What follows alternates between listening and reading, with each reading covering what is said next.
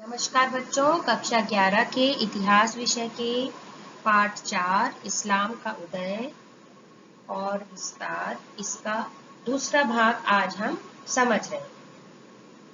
पैगंबर मोहम्मद ने सन 612 में अपने आप को खुदा का संदेशवाहक मतलब रसूल घोषित किया, जिन्हें यह आदेश दिया गया था कि केवल अल्लाह की ही इबादत यानी आराधना की जानी चाहिए। इबादत की विधियां बहुत सरल थी, जैसे दैनिक प्रार्थना जिसे सलात कहते हैं, और नैतिक सिद्धांत जैसे खैरात बांटना और चोरी न करना। पैगंबर मोहम्मद साहब ने बताया कि उन्हें आस्तिकों मतलब उम्मा के ऐसे समाज की स्थापना करनी है जो सामान्य धार्मिक विश्वासों के जरिए आपस में जुड़े हुए हों। उन्हें मक्का के समृद्ध लोगों के विरोध का सामना करना पड़ा, जिन्हें देवी देवताओं को ठुकराया जाना बहुत बुरा लगा और जिन्होंने नए धर्म को मक्का की प्रतिष्ठा और समृद्धि के लिए खतरा समझा जाता था।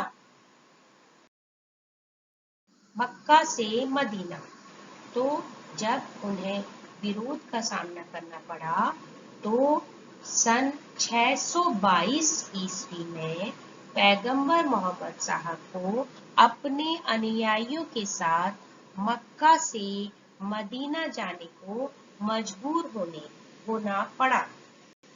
पैगंबर मोहम्मद की इस यात्रा को हिजरा कहते हैं।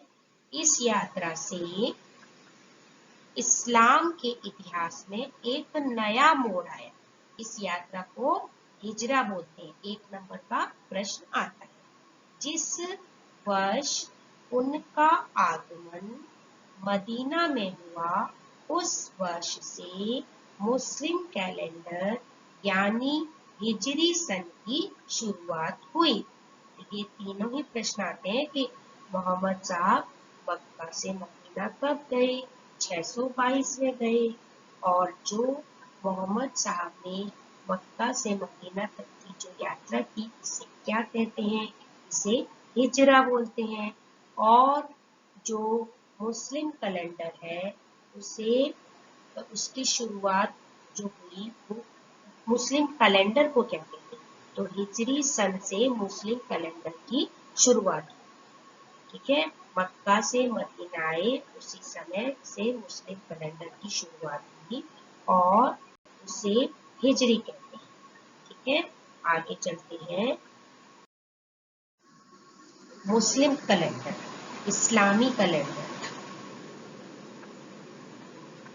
हिजरी सन की स्थापना उमर के खिलाफत के समय में की गई थी। ये प्रश्न लॉन्ग क्वेश्चन में आता है। इस्लामी कैलेंडर के बारे में विस्तार से लिखिए तो आप अच्छे समझेंगे। इसको मैंने अलग से कलर करा है तो वो अच्छी तरह से आपको याद हो जाएगा। तो हिजरी सन की स्थापना उमर की खलीफा के समय की गई, जिसका पहला वर्ष 622 ईस्वी में शुरू होता है।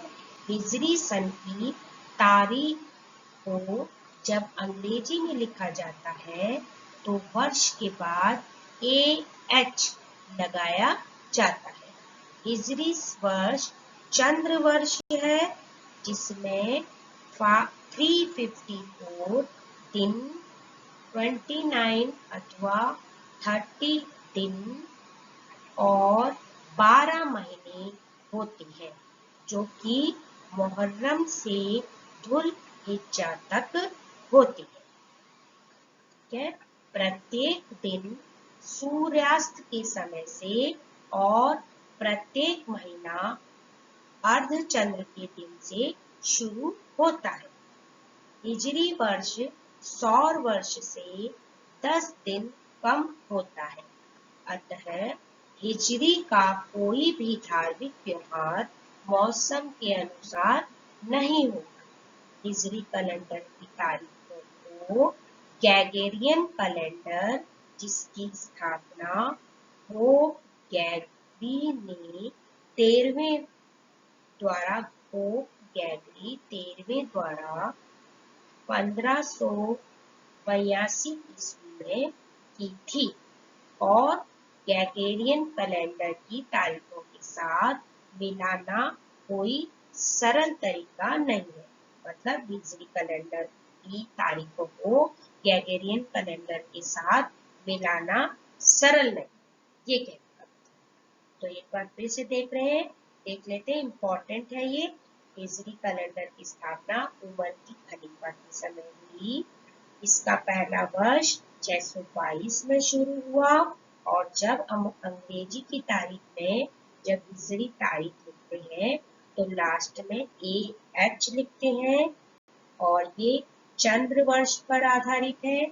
इसमें 354 दिन होते हैं एक साल में और दिन सूर्यास्त के समय से शुरू होता है और महीना अर्धचंद्र के दिन से शुरू होता है और इसमें सौर वर्ष में जो हमारा है आपको पता है 365 दिन होते हैं एक वर्ष में, तो उससे 11 दिन ये कम।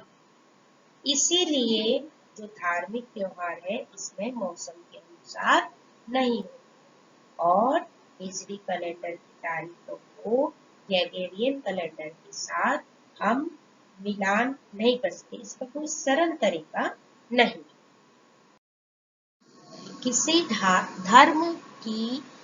किसी धर्म का जीवित रहना उस पर विश्वास करने वाले लोगों के जिंदा रहने पर निर्भर करता है। इन लोगों के समुदाय को आंतरिक रूप से मजबूत बनाना और उन्हें बाहरी खतरों से बचना जरूरी होता है। सुरक्षा के लिए राजनीतिक संस्थाओं की आवश्यकता होती है। पैगंबर मोहम्मद साहब ने भी इन तीनों तरीकों को अपनाया। जो ये ऊपर लिखी तीनों तरीकों को उन्होंने अपनाया। उम्मा को एक बड़े समुदाय के रूप में बदला गया। उम्मा अभी शुरुआत में बताया था आस्तिक को कहते हैं, तो उसको एक बड़े समुदाय के रूप में उन्होंने बदला। यह समुदाय राजस्व के अलावा खैरात कर मतलब ज़कात से जीवित रहा। ये लोग मदीना के काफिलों और निकट के नखलिस्तानों, जो बताया था रेगिस्तान के हरे भरे जो स्थान उसको नखलिस्तान कहते हैं, पर छापे मारते थे और कुछ समय बाद उन्होंने मक्का को जीत लिया। एक धार्मिक प्रचारक और राजनीतिक नेता के रूप में पैगंबर मोहम्मद की प्रतिष्ठा दूर दूर तक फैल गई। रेगिस्तान की कठोर परिस्थिति में अरबों ने शक्ति और एकता को महत्वपूर्ण माना। बहुत से कबीलों ने प्रभावित होकर, विशेषकर बद्दुओं ने, आपको बताया था पिछले भाग में, मतलब खानाबदोश लोगों ने, बद्दुओं मतलब खानाबदोश लोगों ने इस्लाम धर्म को अपना लिया। मदीना राजधानी बन गई और मक्का उनका प्रमुख धार्मिक केंद्र बन गया। काबा से बुत हटा लिए गए, जो कि आपको बताया था सनम बोलते हैं, तो उन्हें हटा दिया गया क्योंकि मुसलमानों के लिए यह जरूरी था कि वे उस स्थान जो वो स्थल था उसकी ओर मुंह करके इबादत करें। पैगंबर मोहम्मद साहब को थोड़े ही समय में अरब प्रदेश के काफी बड़े भाग को एक नए धर्म, समुदाय और राज्य के अंतर्गत लाने में सफलता मिल गई। प्रारंभिक इस्लामिक राज्य व्यवस्था काफी लंबे समय तक अरब कबीलों और कुलों का राज्य संघ बन गई। बारे देख लेते हैं। इस्लामी कैलेंडर के बारे में विस्तार से लिखिए। आपको समझाया था अभी, तो उसके बारे में आपको विस्तार से लिखना है। और आज पढ़ाए गए पाठ में से 7 अतिरिक्त प्रश्न बनाइए और उनके उत्तर लिखिए।